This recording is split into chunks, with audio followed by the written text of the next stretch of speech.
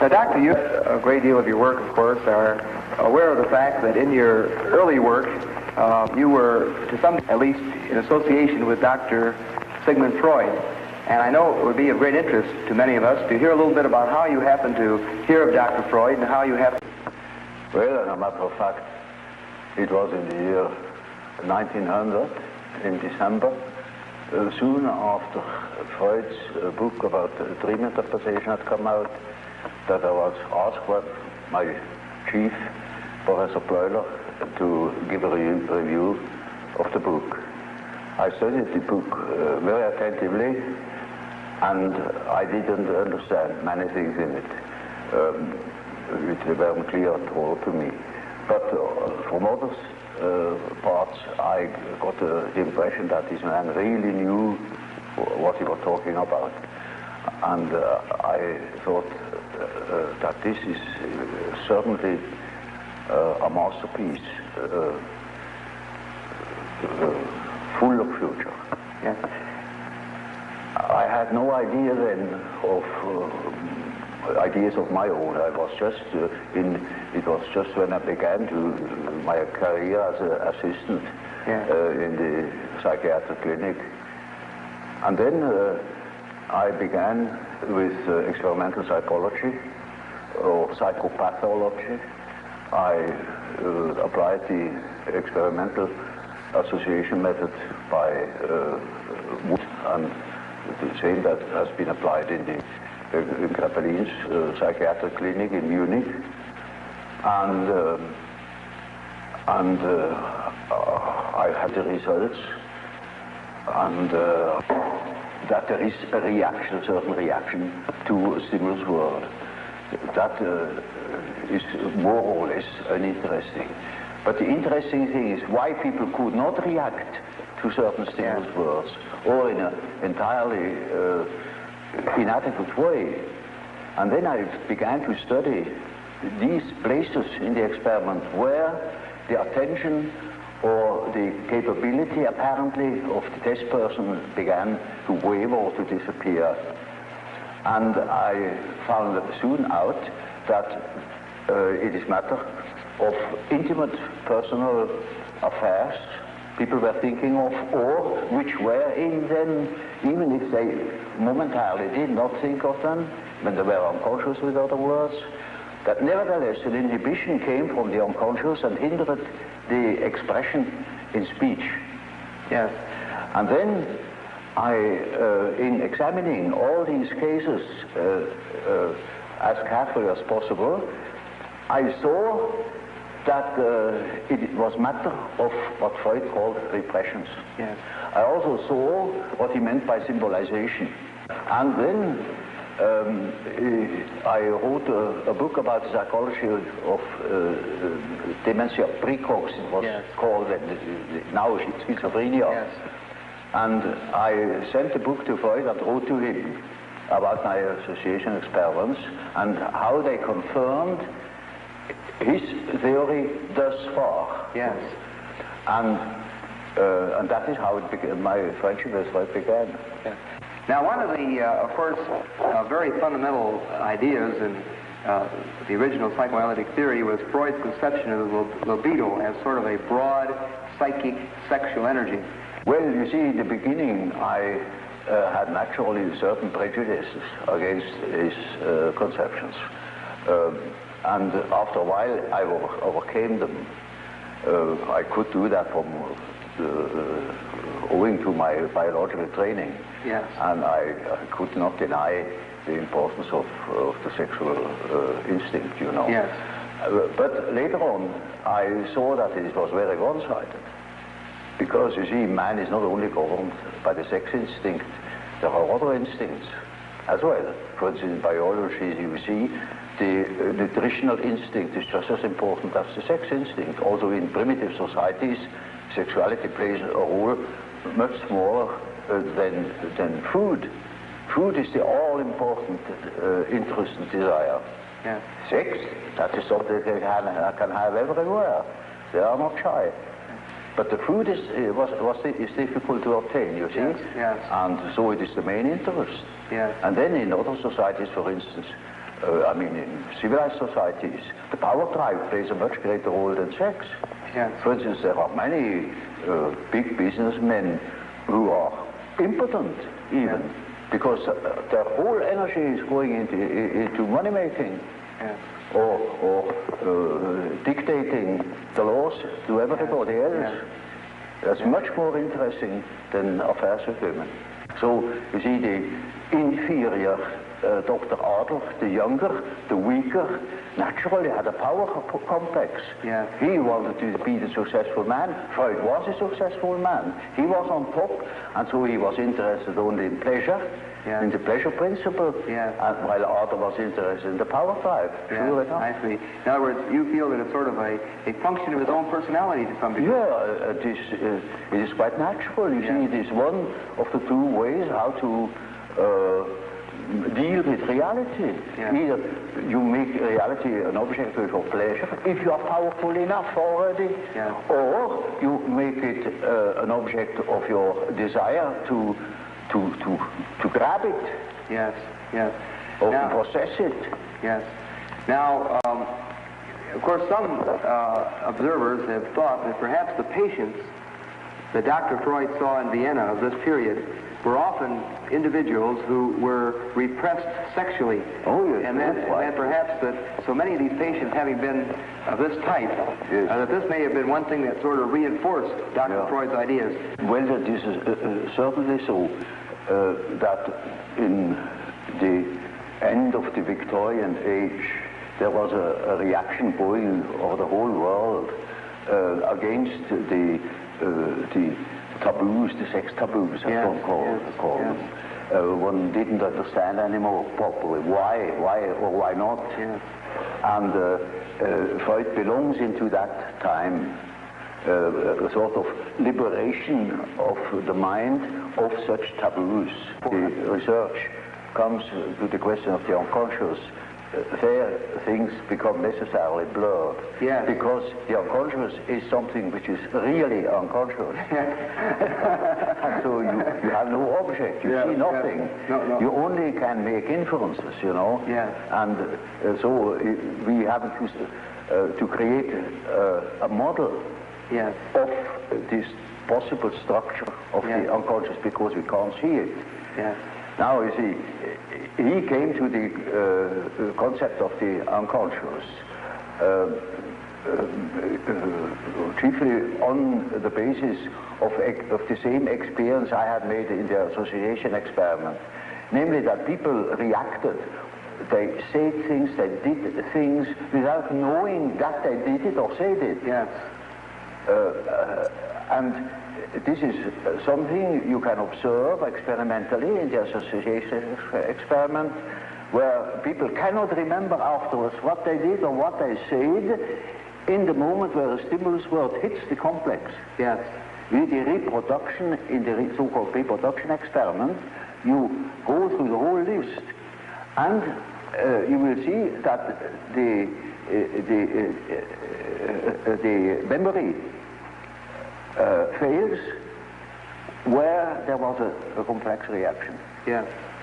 And that is the simple fact Freud has based his idea of the unconscious on, because that is kind of what you can see time and again, that people, for instance, make a mistake in speech, or that they say something which they didn't mean to say, that just make ridiculous mistakes, you know. There are no end of stories, you know about how people can betray themselves by saying something they didn't mean to say at all, yet in the unconscious meant him to say that thing, just that thing. For instance, when you want to express your sympathy at a funeral, you go to somebody, you say, I congratulate you. You say, that's pretty painful, you know, but that happens, and it is true. Now, this is something that goes parallel now with the whole school of the Salpêtrière in Paris. There was Pierre Janet, who has worked out that side of the unconscious reactions quite particularly. Yes. Now Freud refers very little to Pierre Janet. Well, I have studied with Pierre Janet in Paris, yes. and he has formed my ideas very much. He was a first-class observer, though he had no dynamic theory about, no psychological theory. Yes. It was a sort of physiological theory yes. Of the unconscious phenomena as a so-called abaissement du niveau mental. Yes. That means a certain depotentiation of the tension of consciousness. Yes. It sinks below the level of consciousness and thus becomes unconscious. Yes. Now, that is Freud's view too. Yes. Only he says it sinks down because it is helped, it is repressed yes. from above. Yes. Yes. Then that was my first point of difference with Freud. Yes. I say there are cases, in my observation, where there was no repression from above, but the thing itself withdrew. Yes. Those contents that became unconscious had withdrawn all by themselves. Yes. They were not repressed. Yes. On the contrary. Yes. Yes. They have a certain autonomy. There I discovered the concept of autonomy.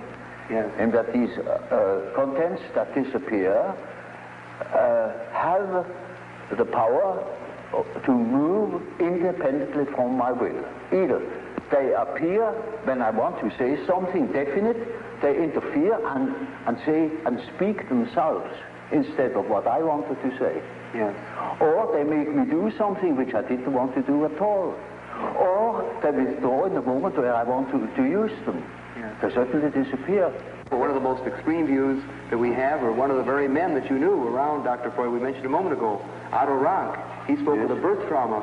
He said the actual trauma of being born would leave a very powerful impact on the ego and show itself throughout the life of the person. I should say this is very important for an ego, that it is born. Yeah. Otherwise it wouldn't be. And this is highly traumatic, you know, yes. when you fall out of heaven. But will you take literally Otto Rank's position of the birth trauma as having, you might say, a psychological effect? Don't you see, this is an event that happens to everybody, that exists, that once has been born. So everybody is born, has undergone that trauma, so the word trauma has lost its meaning. I see. So, in other words, it is a general fact, of which you cannot say it is a trauma. Yes. It is just a fact. Yes, yes, I see. You see, because then you cannot observe psychology that hasn't been born. Yes. Only then you could say what the birth trauma is. Yeah. And then, until then you cannot even speak of such a thing. Yeah. It's just a lack of epistemology. Now, Dr. Jung, we've been talking about the early oral level, and as you pointed out, you want to look at it rather literally as sort of a hunger drive or a drive for nutrition. Now, another rather fundamental point in development of the ego, as the more or less orthodox psychoanalytic view follows, is that there is then, this is followed by another critical level, an anal level of development. Well, one can use such terminology because it is a fact that children are exceedingly interested in all orifices of the body and they are doing all sorts of disgusting things, you know. Yeah. And sometimes this such a peculiarity keeps on into later life, you know. Yeah. It is quite astonishing what you can hear in that respect. Now, it is equally true that people who have such preferences also develop a peculiar character. In early childhood, a character is already there. You see, the child is not born tabula rasa, as one assumes. Yes. The child is born as a high complexity, yes, with existing determinants. that never waver through the whole life, and that gives the child his character already in the earliest childhood. A mother recognizes an individuality of her child. And so if you observe carefully, you see the tremendous difference, even in very small children. And these peculiarities express themselves in every way. So first, the peculiarities express themselves in all childish activities, in the way how it plays, in the things it is interested in. There are children who are tremendously interested in all moving things, and in movement chiefly. All the things you see that affect the body. And so they are interested in what the eyes do, what the ears do, how far you can bore into the nose with your finger, you know. They will do the same with their anus. They will do with their whatever they please with their genitals, you know. These interests express themselves in a typically childish way in children, and later on they express themselves in other peculiarities, which are still the same, but it doesn't come from the fact that they once have done such and such a thing in childhood. It is the character that is doing it. There is a definite inherited complexity. And if you want to know something about possible reasons, you must go to the parents. So in any case of a child's neurosis, I go back to the parents and see what there is going on, you know, because children have no psychology of their own, literally taken. They are so much in the mental atmosphere of the parents, so much en participation mystique with the parents. They are imbued by the paternal or maternal atmosphere, and they express these influences in their childish way. So, for instance, a child, take for instance an illegitimate child, they are particularly exposed to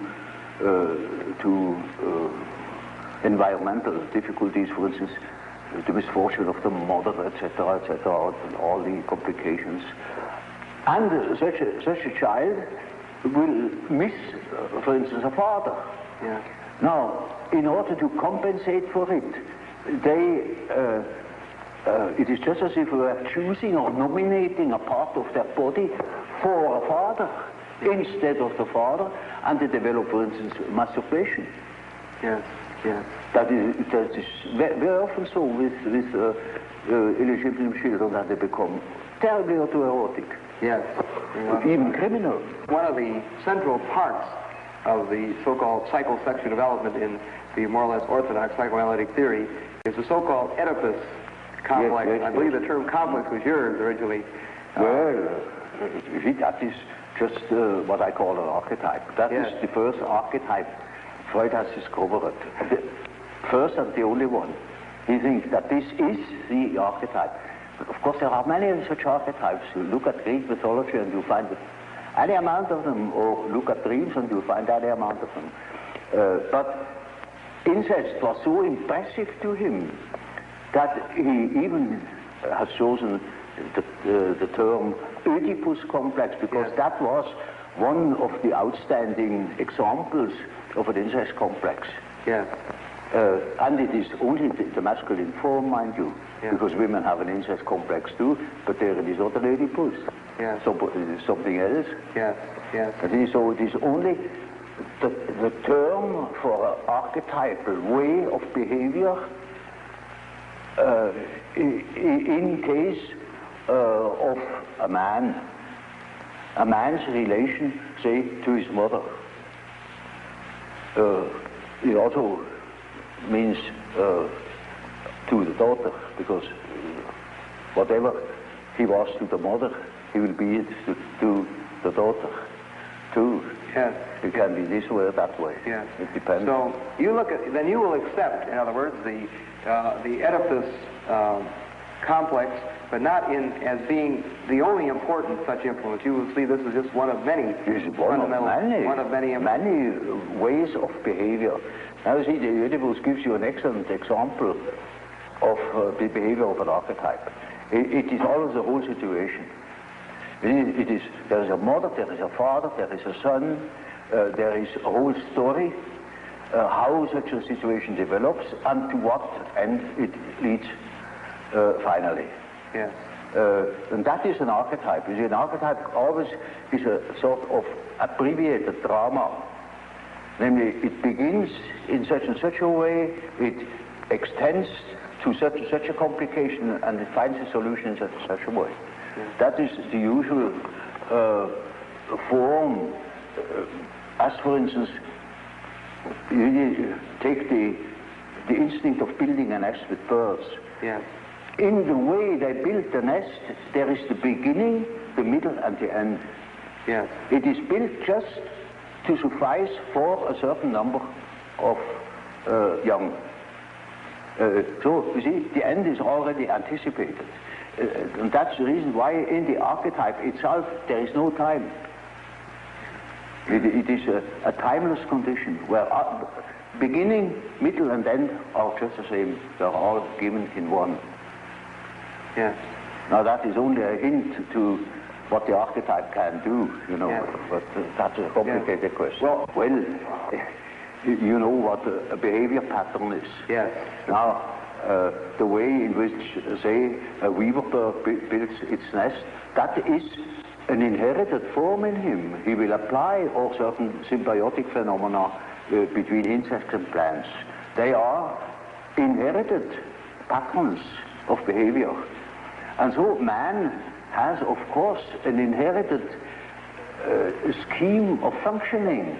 You see, his liver and his heart and all his organs and his brain will always function in a certain way, following its pattern.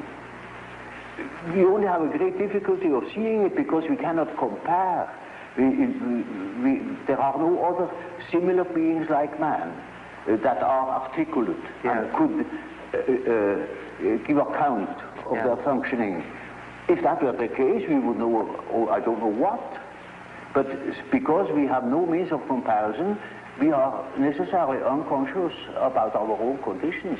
But it is quite certain that man is born with a certain functioning, a certain way of functioning, a certain pattern of behavior. And that is expressed in the form of archetypal images, of archetypal forms. For instance, the way in which a man should behave is given by an archetype. Yeah. And therefore, you see, the primitives tell such stories. A great deal of education goes through storytelling. Yes. For instance, they call in a palaver of the young men and two older men perform before the eyes of the younger all the things they should not do. Yeah. And at the end they say, now that is exactly the thing you shall not do. Another way is they tell them of all the things they should not do. Yeah. And you, like the Decalogue, thou shalt not. Yes, yes. And that is always supported by mythological tales. Yes. For instance, our ancestors have done so and so, and so you shall do. Yes. Or such a hero has done so and so, yes. And that is your model. Yes. For instance, take the teaching of the Catholic Church. There are several thousand saints, yes. And they show us how, you see, they models and become the models for the individual. And they have their legends, and that is Christian mythology. Yes. In Greek, you know, there was a Theseus, there was a Heracles, models of fine men, of gentlemen, you know. Yes, yes. And they teach us how to behave. They are archetypes. I see. Archetypes of behavior. So you see, when you have lived in the primitive circumstances, in the primeval forest, among primitive populations, then you know that phenomenon. you are seized with a certain spell, and then you do a thing that is unexpected. Now, see, the archetype is a force, it has an autonomy. It can suddenly seize you. It is like a seizure. Yeah. So, for instance, falling in love at first sight, that is such a case. You see, you have a certain image in yourself without knowing it of the woman, of the woman. Yeah. Now you see that girl, or at least a good imitation of your type. Yeah. And instantly you get a seizure, and you're gone. Yeah. And afterwards you may discover that it was a hell of a mistake. Or you see, a man is quite capable, he's intelligent enough to see that that woman of his choice, as one says, not no choice, he has been captured. Yeah. You know, he sees that she is no good at all, that she is a hell of a business. And he tells me so, and he said, for God's sake, doctor, help me to get rid of that woman. He can't. He's like clay in her fingers. And that is the archetype. That is the so-called archetype of the anima. Yeah. He thinks it is all his soul. Well, you know, that is a bit complicated, you know. The anima is an archetype form expressing the fact that a man has a minority of feminine or female genes. Yeah. And that is something that doesn't disappear in him, that is constantly present, and it works as a female in a man. Therefore, already in the 16th century, the humanists have discovered that man has an anima. I see. And that each man carries his female with himself, they say it. Yeah.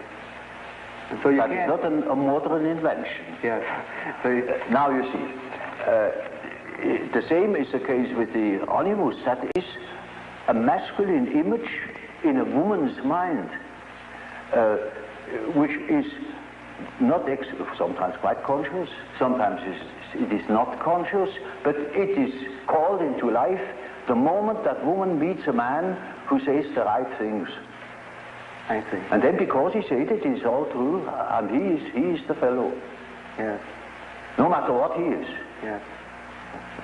So, to infer something. Those are particularly well-founded archetypes. Yeah. Those two, and there you can lay hands on the basis, as it were, of the archetype. They are exceedingly well defined.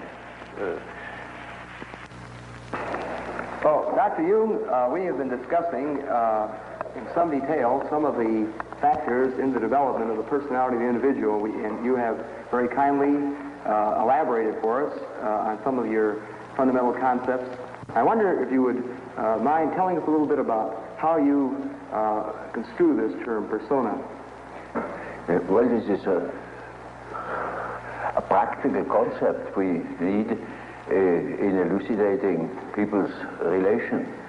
I noticed with my patients, particularly with people that are in public life, that they have a certain way of presenting themselves. For instance, take the doctor. He has a certain way. For instance, he has good bedside manners, and he behaves as one expects a doctor behaves. He may even identify himself with it and believe that he is what he appears to be. Yeah. He must appear in a certain form, unless people don't believe that he is a doctor. And so when he's a professor, he's also supposed to behave in a certain way so that it is plausible that he is a professor, you know. So the persona is partially the result of the demands society has. And on the other side, it is a compromise with what one likes to be, or with what, or as one likes to appear. Say. Yeah. So take, for instance, a parson. He also has his particular manner, and as corresponding to the general expectation, and he behaves also in another way, combined with his persona that is forced upon him by society, in such a way that also his fiction of himself, his idea about himself, is more or less portrayed or represented. So the persona is a certain complicated system of behavior which is partially dictated by society and partially dictated by the expectations or the wishes one nurses oneself. Yes. Now, this is not the real personality, in spite of the fact that people will assure you that that is all quite real and quite honest, yet it is not. Yes. Now, such a performance, or say, the performance of the persona is quite all right, as long as you know that you are not identical with the way in which you appear. Yes. But if you are unconscious of this fact, then you get into sometimes very disagreeable conflicts. Namely, people can't help noticing that at home, for instance, you are quite different from what you appear to be in public. Yeah. And people who don't know it stumble over it in the end. They deny that they are like that, but they are like that. They are it. And then you don't know, now, which is the real man? Yes, yes. Is he the man as he is at home or in intimate relations, or is he the man that appears in public? It is a question of Jekyll and Hyde. Yes. Often.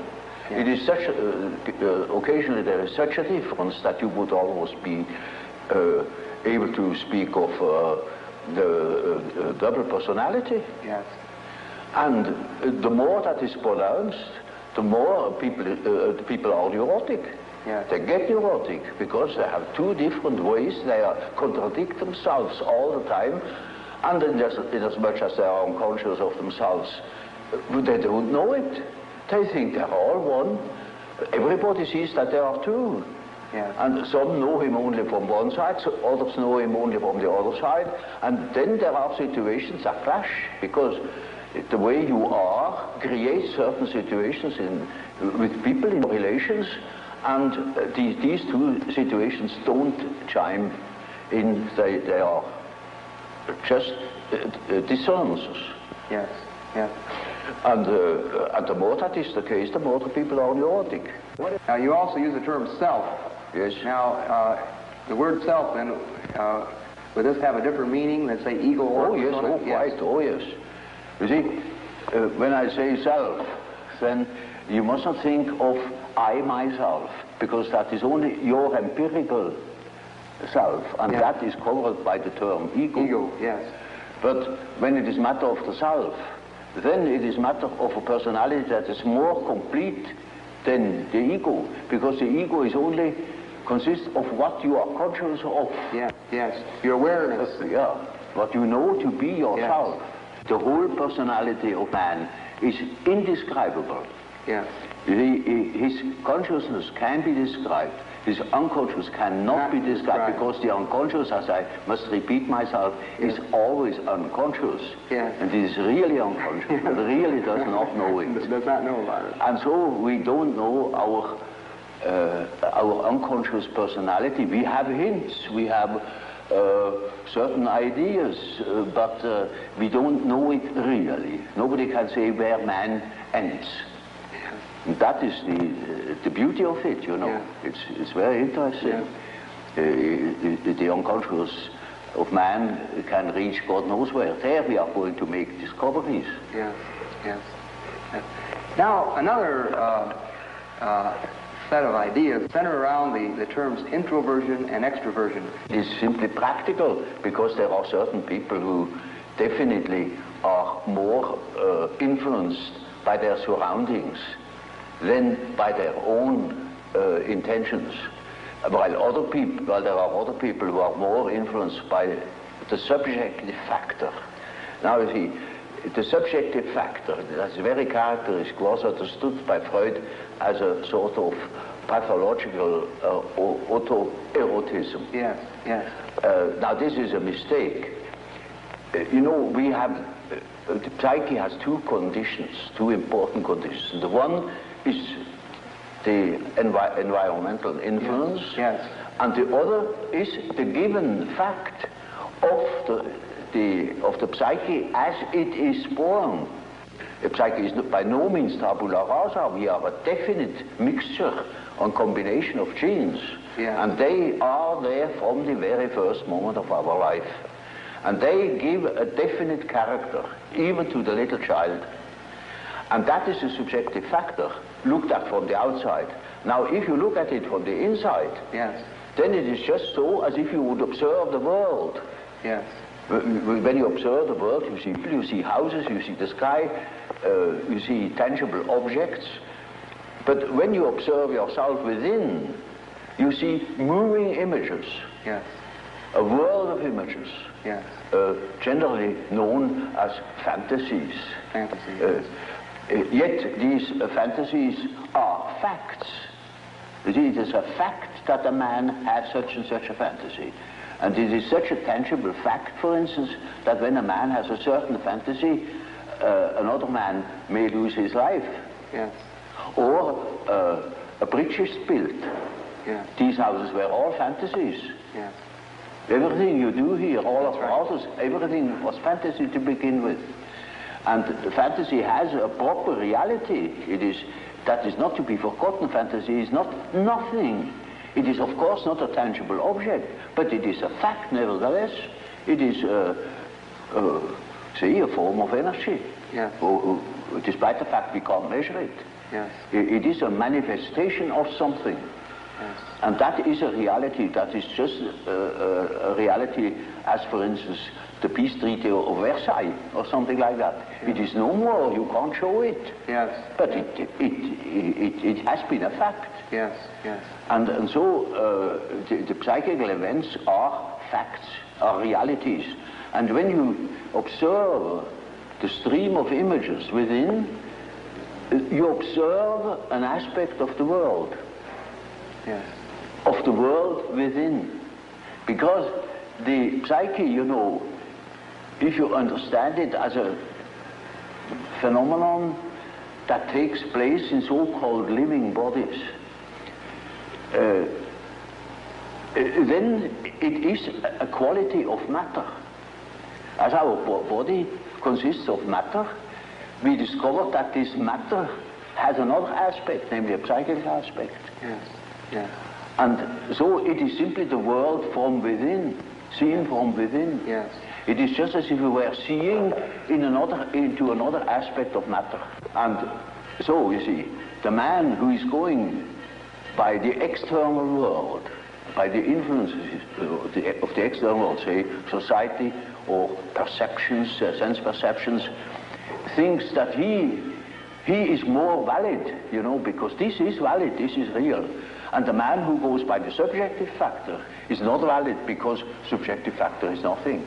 Yeah. No, that man is just as well based because he is bases himself upon the world from within. Yeah.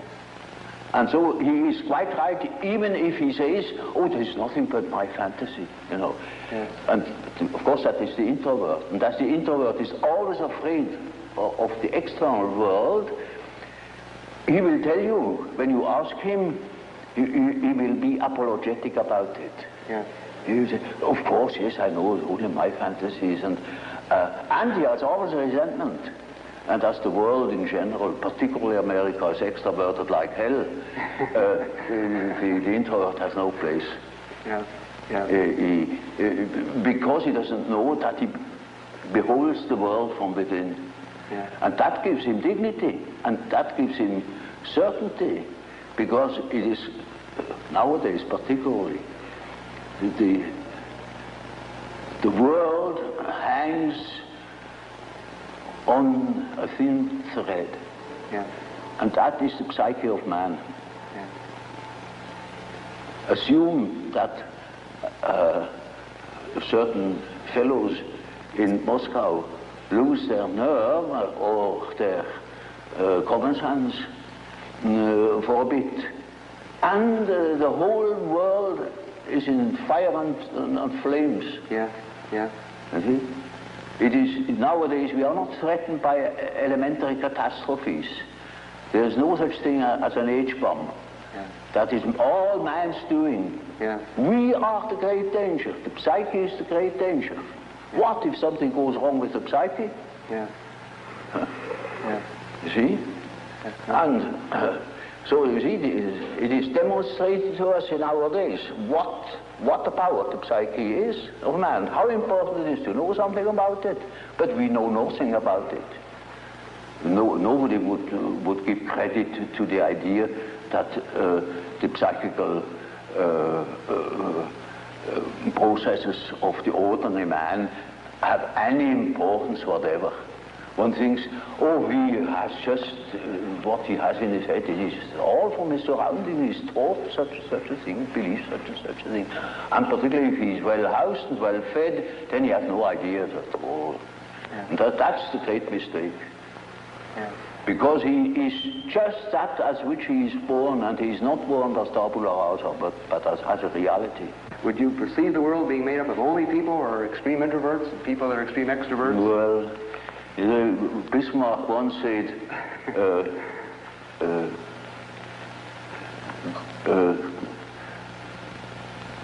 God may protect me against my friends. With my enemies, I can deal myself alone. You know how people are. They catch a word, and then everything is schematized along that word. There is no such thing as a pure extrovert or a pure introvert. Yeah. That such a man would be in the lunatic asylum.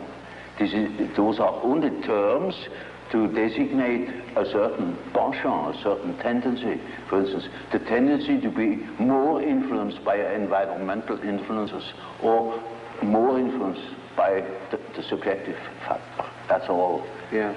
And you see, there are people who are very well balanced and are just as much influenced from within as they are from without, Yeah. or just as little. Yes, yes. And so with all the finer classifications, you know, Yeah. they are only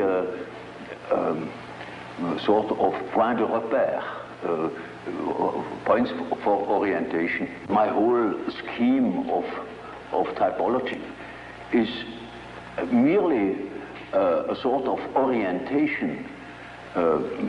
Namely, there is such a factor as introversion, there is such a factor as extroversion. The classification of individuals means nothing at all. This is only the instrumentarium, yes, for the practical psychologist, yes, to explain, for instance, a husband to a wife, or for instance, it is very often the case, one could almost say, it is almost the rule, but I don't want to make too many rules in order not to be schematic, yes, that an introvert marries an extrovert for compensation, or another type marries the counter type to complement himself, for instance. Well, Dr. Jung, of course, tied in with your typology and quotation version, we, of course, know of your concepts of thinking, feeling, sensation, and intuition. Well, there is quite a simple explanation of these terms, and it shows at the same time how I arrived at such a typology. Namely, sensation tells you that there is something. Thinking, roughly speaking, tells you what it is. Feeling tells you whether it is agreeable or not, to be accepted or not, accepted or rejected. Yes. And intuition, now there is a difficulty. Yes. You don't know ordinarily how intuition works. So when a man has a hunch, you can't tell exactly who he got at that hunch or where that hunch comes from. It is something funny about intuition. I will tell you a little story. I had two patients. The man was a sensation type, and the woman was an intuitive type. Of course, they felt attraction. And so they took a little boat and went out to the lake of Zúrich. And there were those birds that dive off the fish, you know. Yeah. And then after a certain time they come up again, and you can't tell where they come up. And so they began to bet who was the first to see the bird. Now, you would think that the one who observes reality very carefully, the sensation type, would of course win out. Yeah. Not at all. The woman won the bet completely. Yeah. She was beating him on all points. Yeah. Because by intuition she knew it before. I see. Now, how is that possible? Yeah. Well, sometimes, you know, you can really find out how it works by finding the intermediate links. You see, it is a perception by intermediate links, and you only get the result of that whole chain of associations. Yes. Sometimes you succeed in finding out, but more often you don't. So my definition is, intuition is a perception by ways or means of the unconscious. Yes. That is as near as I can get. This is a very important function, because when you live under primitive conditions, a lot of unpredictable things are likely to happen. Yes. And there you need your intuition, because you cannot possibly tell by your perceptions, by your sense perceptions, what there is going to happen. For example, more specifically, what would be an example or a difference between an intuitive extrovert and an intuitive introvert? Well, you know, you have chosen a somewhat difficult case, you know, because one of the most difficult types is the intuitive introvert. Yes, you know. I am. The intuitive extrovert, you find among hunters, bankers, gamblers. Yes. That is quite understandable. Yes. But the introvert the introverted variety is more difficult, because he has intuitions as to the subjective factor, namely the inner world. Yes. And of course that is now very difficult to understand, because what he sees are most uncommon things, and he doesn't like to talk of them. Yeah. If he's not a fool, because he would spoil his own game by telling what he sees, because people won't understand it. Yeah. For instance, once I had a patient, a young woman, about 27 or 8, and her first words were, when I had seated her, she said, "You know, doctor, I come to you because I have a snake in my abdomen." I said, "What?" Yes, a snake, a black snake, coiled up right in the bottom of my abdomen. And I must have made a rather bewildered face at her. And she said, "You know, I don't mean it literally, but I should say it was a snake. It was a snake." You see? Now, you see, our further conversation a little later was that she said, that was about in the middle of our treatment that only lasted for 10 consultations. She had foretold me, "I come 10 times, and then it's all right." I said, "How do you know?" "Oh, I got a hunch," she said. Yeah. And really, about the 5th or 6th hour, she said, "Doctor, I must tell you, the snake has risen, It is now about here. Hunch. And then on the 10th day, I say, now, this is our last hour. And do you feel cured? And she said, beaming, she said, you know, this morning, it came up and came out of my mouth, and the head was golden. And those were her last words. Now, you see, that same girl, when it comes to reality, she came to me because she couldn't hear the step of her feet anymore. Yeah. Because she walked on air. Yeah. Literally. Yeah. She couldn't hear it, and that frightened her. And when she came to me, I asked her for her address. And then she said, oh, pension so-and-so. Well, it is not just called pension, but it is a sort of pension. And it is, I never had heard of it. Yeah. And I said, no, I'm curious, I never have heard of that place. Well, it's a very nice place, he said. You're curious enough, there are only young girls there, very nice and very lively young girls. And they have a merry time. I often wish they would invite me to their merry evenings. And I said, but do they amuse themselves all alone? Said, oh no, there are plenty of young gentlemen coming in, and they have a beautiful time, but they never invite me. It turned out that it was a private brother. Yes.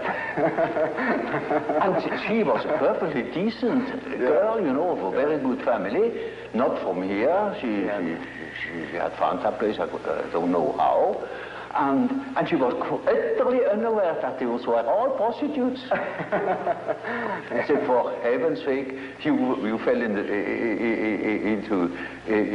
a very dark place. You hastened to get out of it. You see, that was her sensation. Yeah. See, she didn't see reality, but she had hunches like anything, and they came off. Yeah. Now, you see, such a person cannot possibly speak of her experiences. Yes. Because everybody would think she's absolutely crazy. Yeah. I myself was quite shocked when I thought, for heaven's sake, is that case a schizophrenia? Yes. Because you don't hear that kind of speech. Right. But she assumed that the old man, of course, knows everything, and he even doesn't understands such kind of language. Yeah. So you see, if when the intuitive,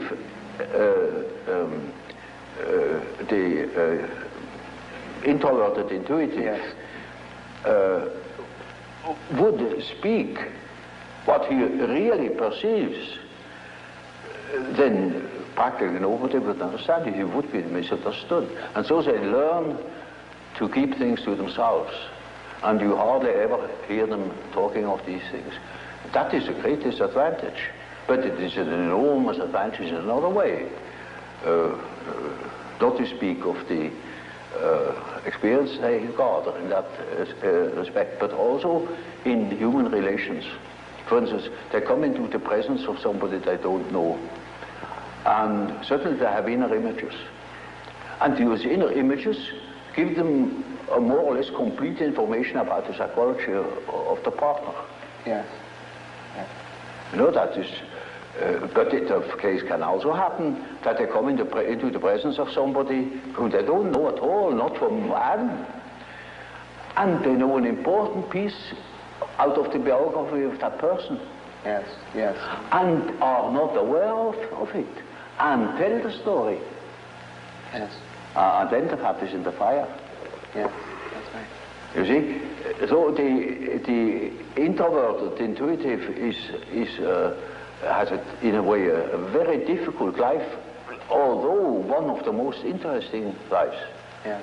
But it is difficult often to get into their confidence. It's just a sort of a skeleton to which you have to add the flesh, or say it is a country mapped out, you know, by triangulation points.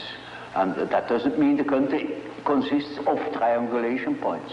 Yeah. That is only in order to have an idea of the distances.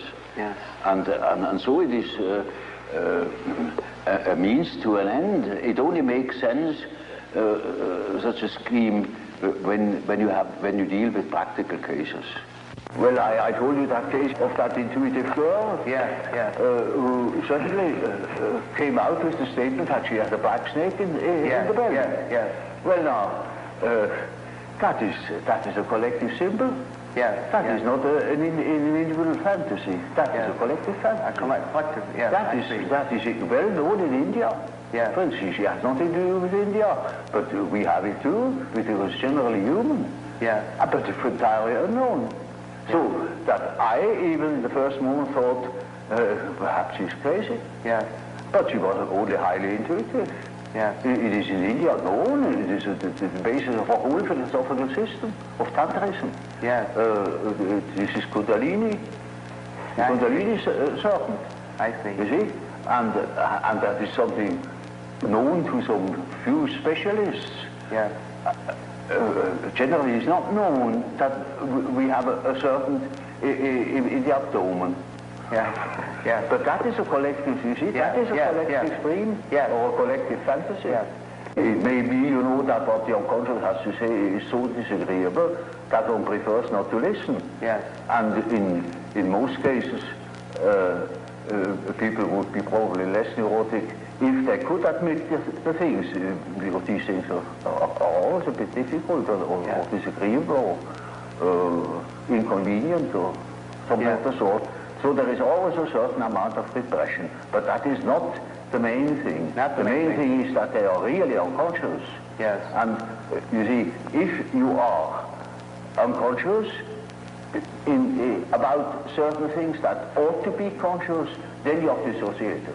And then you are a man whose left hand never knows what the right is doing. And counteracts or interferes with the right hand. Now such a man is hampered all over the place. Then we have the problem. That is the problem for an intellectual man. And then I say, now, you see, you don't know, you have no answer. I have no answer. Now what are we going to do? I say, now we must see what you dream. Because the dream is a manifestation of the unconscious side. Now you never have heard of the unconscious side. So I must explain to him that he has an unconscious, and that the dream is a manifestation of it, and if we succeed in analyzing the dream, we might get an idea about that power that makes him think like that. I see. In treatment, for instance, in the treatment of neurosis, you have to do with that personal unconscious for quite a while. And then only dreams come that show that the collective unconscious is touched upon. Now, as long as there is material for personal nature, you have to deal with the personal unconscious. But when you get to, say, to a question, to a problem, which is no more merely personal, but also collective. You get collective dreams. And then we are there where we can begin with the observation of the unconscious. And then, day by day, one goes on by the data the unconscious produces. You see, we discuss the dream, and that gives a new surface to the whole problem. And he will have another dream, and the next dream gives again an answer, because the unconscious is in a compensated relation to consciousness, and after a while we get the full picture. And if he has a full picture and has the necessary moral stamina, well, then he can be cured. I see. But in the end, it is a moral question whether a man applies what he had learned or not. There is a sort of typical way in which the integration of consciousness takes place. Namely, the average way is that through the analysis of dreams, for instance, you become acquainted with the contents of the unconscious. I already told you this to begin with, all personal material. Subjective questions, questions of the individual's difficulties in adapting to environmental conditions and so on. Yes. Now, it is a regular observation that when you talk to an individual and this individual gives you insight into its inner preoccupations, interests, emotions, in other words, hands over his personal complexes, then you get slowly and nilly-willy into the situation of a sort of authority. Yeah. You become a point of reference. You know you are in possession of all the important items in a person's development. I remember, for instance, I analyzed a very well-known American politician, and he told me, any amount of the secrets of his trade. And suddenly he jumped up and said, "By God, what have I done? You know, you get $1 million for what I have told you now." And I said, "Well, I'm not interested. You can sleep in peace. I shall not betray you. I forget it within a fortnight."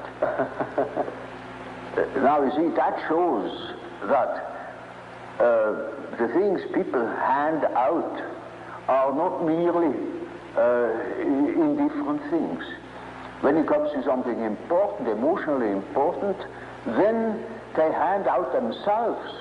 They hand out a big emotional value, as if they were handing over a large sum, as if they were trusting you with the administration of their estate. Yes. And they're entirely in your hands. Yes. Often, I hear things, that could ruin those people utterly if it's publicly known.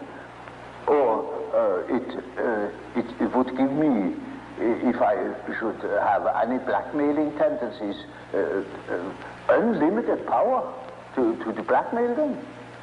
Now, you see, that creates an emotional relationship to the analyst. And that is what Freud called the transference. Yes. Which is a central problem of analytic psychology.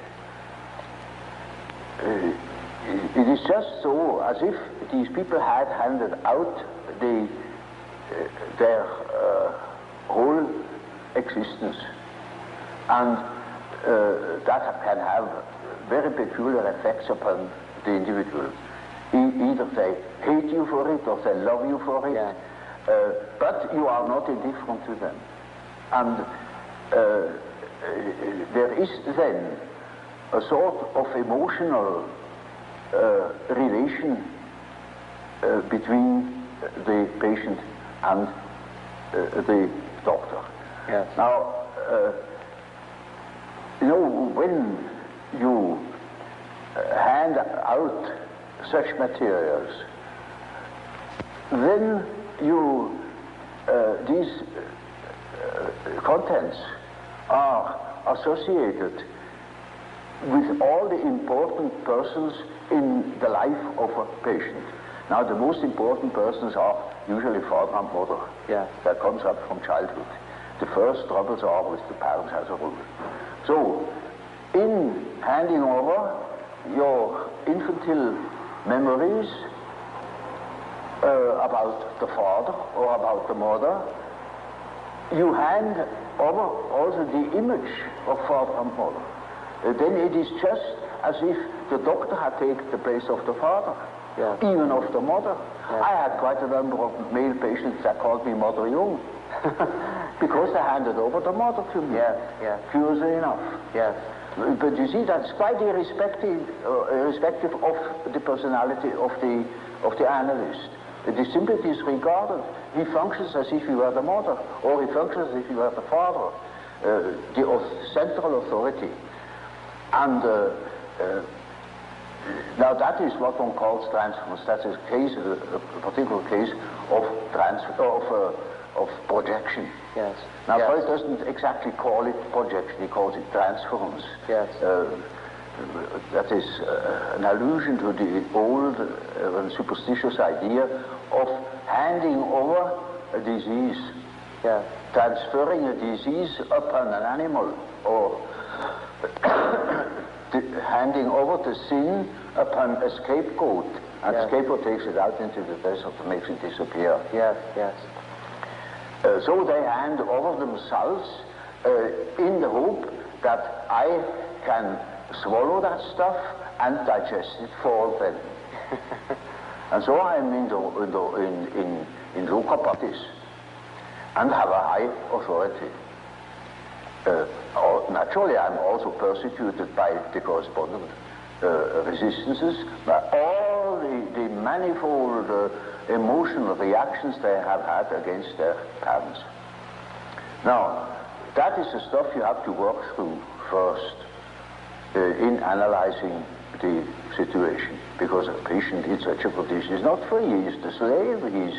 He's utterly dependent upon the doctor, like a patient with an open abdomen on the operation table.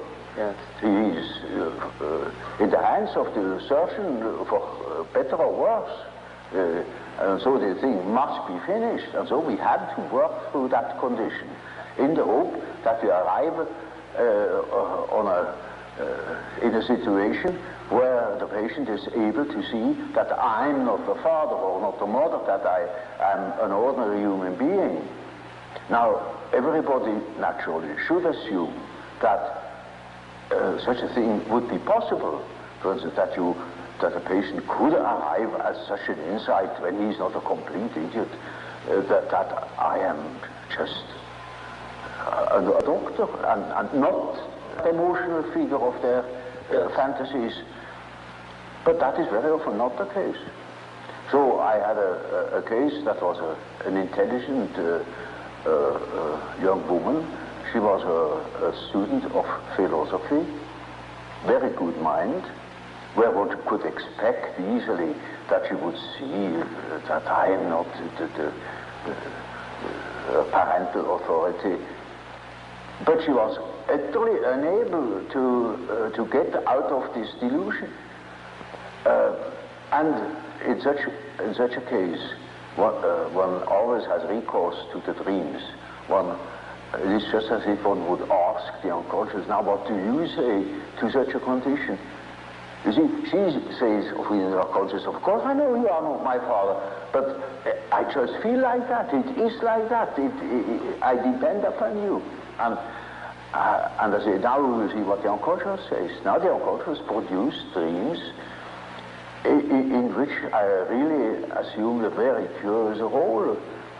You know, she was a little infant, she was sitting on my knees, I held her in my arms, I was a very tender father to the little girl, you know, and more, her dreams became emphatic in that respect, namely that I was a sort of child, and she is a very little, frail human thing, you know, and quite a little girl in the hands of an enormous being. And the last dream of that series was, I cannot tell you all the dreams, was that it was out in nature. I stood in a field of wheat, an enormous field of wheat that was ripe for harvest. And I was a child. And I held her in my arm like a baby. And the wind was blowing over that field of wheat.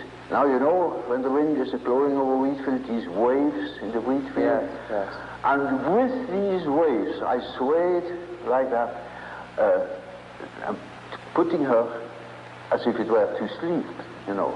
And she felt as being in the arms of a God, of the Godhead. And I thought, now the harvest is ripe.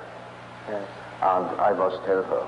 And I told her, you see, what you want and what you project into me, because you are not conscious of it, is you have the idea of a deity.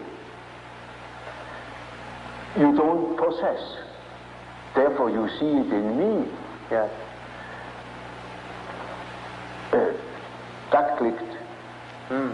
Because, you know, she had a rather intense religious education. Of course, it all vanished later on. Yes. And something disappeared from her world.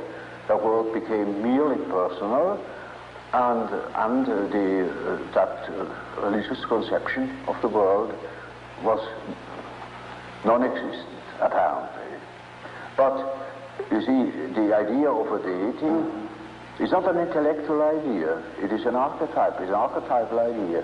Therefore, you find it practically everywhere under this or another name. You know, even if it has the name Mana, it is an all-powerful, extraordinary effect or quality, even if it's not personal at all. And so she suddenly became aware of an entirely heathenish image. Yes. That comes fresh from the archetype. She had not the idea of a Christian God or of an Old Testament Yahweh. It was a heathenish God, you see, a God of nature, of vegetation. He was the wheat himself. He is the spirit of the wheat, the spirit of the wind. And she was in the arms of that Newman. No. Now, that is the living experience of an archetype. Now, that made a tremendous impression upon that girl, and instantly it clicked. She saw what she really was missing, that missing value, that was in the form of a projection in myself and made myself indispensable to her. Yes. And then she saw it is not indispensable, because it is, as the dream says, she is in the arms of that archetypal idea. Now that is a luminous experience, you see.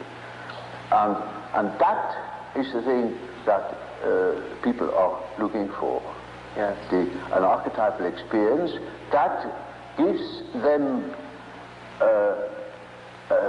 an incorruptible value. And that is a sort of liberation. Yes. And that is, of course, makes her complete, you know. In as much as she can realize such a luminous experience, she is able to continue her path, her way, her individuation. The acorn can become an oak and not a donkey. Nature will take her course. She will become that which she is from the beginning. Now, we think we are able to be born today and to live in no myth, without history. That is a disease. That's absolutely abnormal, because man is not born every day. He's once born in a specific historical setting with the specific historical qualities, and therefore he is only complete when he has a relation to these things. It's just as if you were born without eyes and ears, when you are growing up with no connection with the past. From the standpoint of natural science, you need no connection with the past. You can wipe it out. Yes, yes. And that is a mutilation of the human being. Now I saw, through my practical experience, that this kind of proceeding had a most extraordinary therapeutical effect. And so, you see, in our days, we have such and such view of the world, such and such a philosophy, but in the unconscious we have a different one. And that we can see through the example of the alchemistic philosophy that behaves towards the medieval consciousness exactly like the unconscious behaves to ourselves. And we can construct or even predict our